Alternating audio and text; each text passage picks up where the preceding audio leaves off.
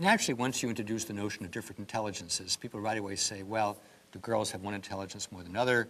Does one ethnic group have more intelligence than another? Does one racial group have more intelligence than the other? It's an inevitable, almost a reflex. And the answer is, at any historical moment, we are going to find differences. We're going to find differences between men and women. We're going to find differences between people who live in one part of the world and another, and so on. The real question is, what's the source of those differences? And one has to be very wary before concluding that the sources are genetic. In fact, I don't think we know enough to assert with confidence that any difference between two groups is genetic in origin. It's as likely to be as a result of cultural or nurturing evidence.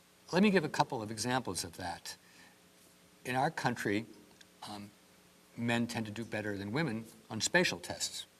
But if you go among the Eskimo, you find that there's no real difference. And that seems to be because the Eskimos have to find their way around complex spatial terrain with very few kinds of signposts or milestones. And so they all have to develop their spatial intelligence, and that apparent gender difference disappears.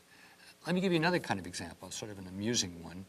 If at the beginning of the 20th century, a bunch of men in England had been sitting around the Athenaeum, one of them could have said to another, you know, women can't write essays.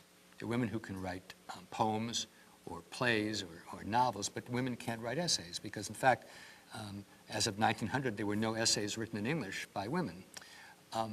Now, a century later, there are essays written by women to such an extent that nobody would even think about whether the essay is by a man or women. Clearly, women are every bit as equal in writing essays as men. But as Virginia Woolf, who was probably the first English woman to really write a lot of essays, said, to write essays, you have to have a room of your own. You have to have something else, too. You have to be willing to sign your name. An essay is a first-person statement. I, Virginia Woolf, believe such and such.